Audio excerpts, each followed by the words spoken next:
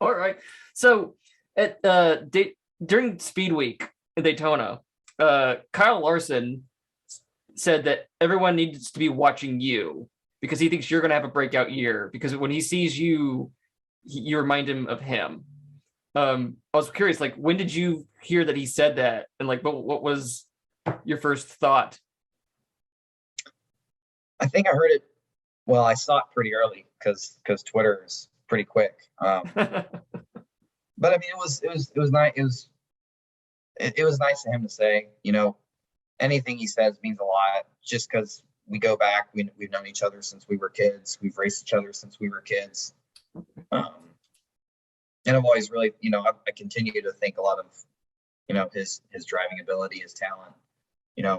Before I ever got really into the trucks at the Xfinity level, he was already had knocked those doors down and running really good in the Xfinity car for Turner Scott and doing stuff with them. And I just thought it was really cool, that a kid that I grew up with that I knew had kind of broken through a few barriers and was at being successful in Xfinity. And then when he got his opportunities to run with Ganassi, I just thought that was really cool. So to have someone that's a friend of mine that I grew up with, that I've raced with most of my life, say that, it means a lot.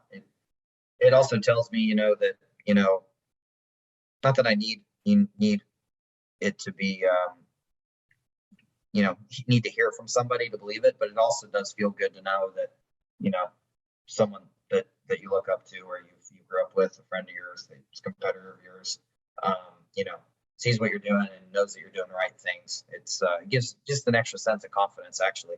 So it was a very positive thing for me. And I mean, if it made me positive, or made me more positive, which it did, and pumped me up, I know that it more than likely got my team even more excited than they already were. And just, it's helping us push along to hopefully break through that winless barrier and get one done.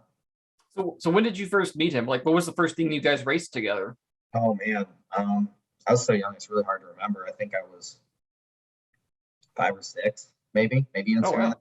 We raced outlaw carts growing up together out in California.